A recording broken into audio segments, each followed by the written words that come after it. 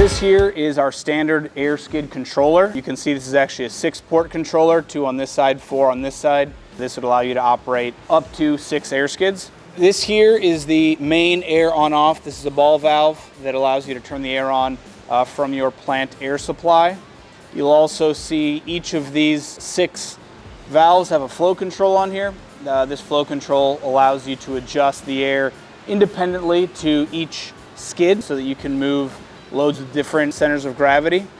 On the top of the control, you have a pressure indicator that tells you whether or not you have sufficient air to run the system. This is called a deadman pendant. This pendant allows you to rapidly inflate or deflate so that you can do your moves in a safe manner, and by lifting off of this, the air skids will rapidly deflate and settle your load within a second or 2 so it won't drift on you. So that's a great safety feature that we would always recommend including on one of these sets.